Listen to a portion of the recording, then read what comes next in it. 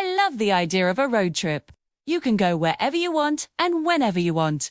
Stop wherever you want. There are no set plans other than the ones that you make up as you go along. But it's also daunting. You could end up spending more money than you expected. You could end up in places you didn't expect to be. Your car might break down and you might have to sleep in your car. Oh, and you will need to sleep at some point. And if you're traveling alone, well then all of these things are going to be even harder. Hi there. Welcome or welcome back. Today we're talking about the first installment of Road Trip Diaries.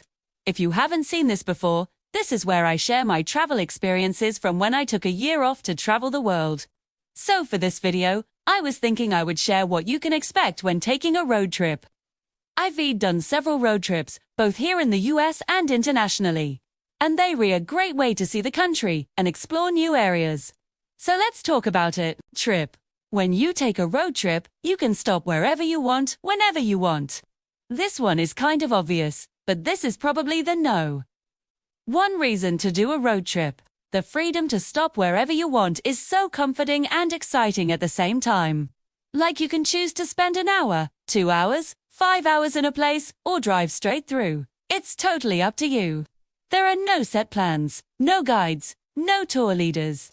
This is your adventure. You're in charge. D's. This freedom allows you to discover little towns or attractions that you otherwise might not have known about or cared about. One of my favorite road trips was the one that I took from Arizona to San Francisco. It was supposed to be a quick trip, like maybe 4 days max. But it ended up being 6 because we kept finding fun little towns and quirky roadside attractions that we could pass up. We stopped at Cadillac Ranch. We went to the mystery spot. We spent an afternoon playing mini golf in a place called Putt Putt Jungle. Saw the Colorado River from the sky in a helicopter. We hiked to a waterfall. We saw wild burros in the middle of the desert.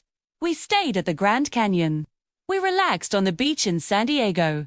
We spent an evening dancing in a basement in San Francisco. And one thing that I think makes road tripping really special is that when you get to your hotel, Airbnb, whatever it may be, you don't just get to relax. You get to unload your stuff, put away all the snacks, everything that you've been carrying around for a couple of weeks. Settle into your room, unpack your bags, hang up all of your clothes, you can do laundry, you can cook a meal. You have everything that you need. You can spread out, you can sprawl out, you can relax. You can truly feel like you're living like a local for a little bit. And if you're staying somewhere cool, like a cabin in the woods or a beach house, you can spend your evenings having bonfires, cooking meals outside, roasting marshmallows, telling stories. There's nothing better. You get to listen to whatever you want. Music, podcasts, audiobooks, you name it. This one is pretty self-explanatory, but it is worth mentioning. A road trip is your chance to catch up on your murder podcast, to blast Taylor Swift at the top of your lungs. Just kidding. Don't do that. Share your headphones with your friends so that you can listen to the same music together. Sing along to every single song. This is your chance to finally listen to that album that your friend made you listen to. A road trip is the perfect time to listen to anything that you want, whenever you want, without having to worry about anybody else. It's cheap, especially if you split gas, food, and lodging with friends. Road trips aren't always the cheapest way to travel, but they can be, especially if you're redoing a long-distance trip and you split the cost of gas and food and lodging with friends. On my West Coast road trip, we split gas between 3 people and the cost of food depending on who was paying.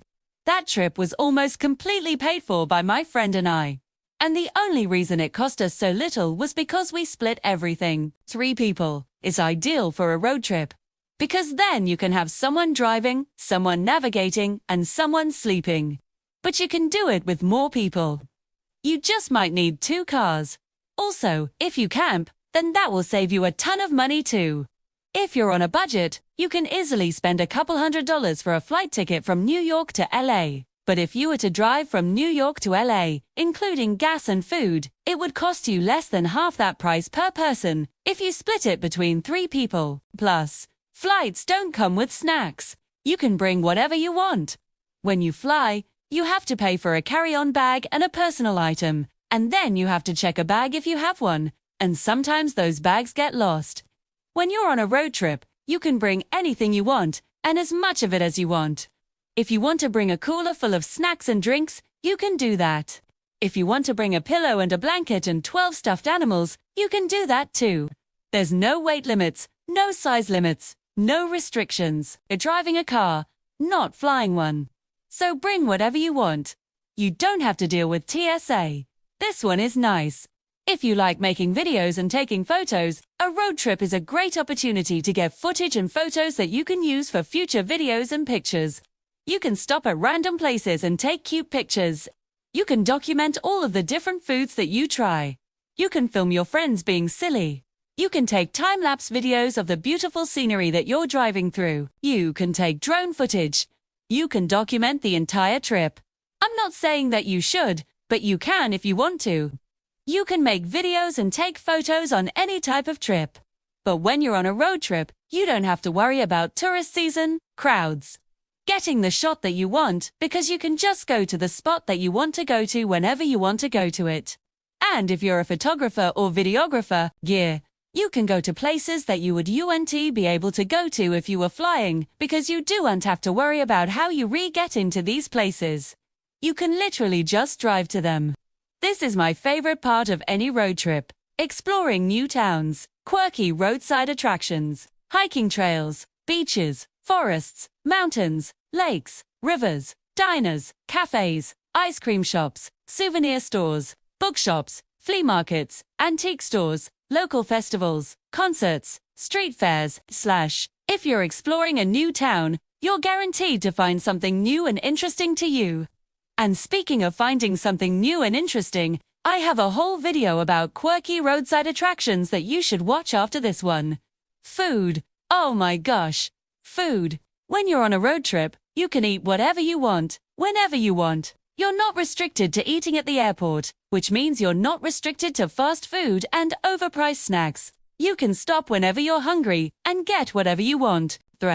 Whether it's a slice of pizza or a Cuban sandwich or a burger and a shake or a bag of barbecue chips or sweet tea or cherry pie. And if you're camping, you can cook your own food and have a picnic at a state park or at a lake or in a forest. You can bring snacks to keep in the car and eat while you're driving. You can bring your own drinks, or you can stop at quirky little souvenir shops and buy homemade fudge. Food is a big part of any road trip. And if you're a foodie or you like trying new foods, then a road trip is definitely for you. So there you have it. Those are some of the reasons why you should go on a road trip. Have you ever been on a road trip? Do you have any tips or advice? Let me know in the comments below. I hope that you enjoyed this video. Please give it a thumbs up and subscribe if you haven't already.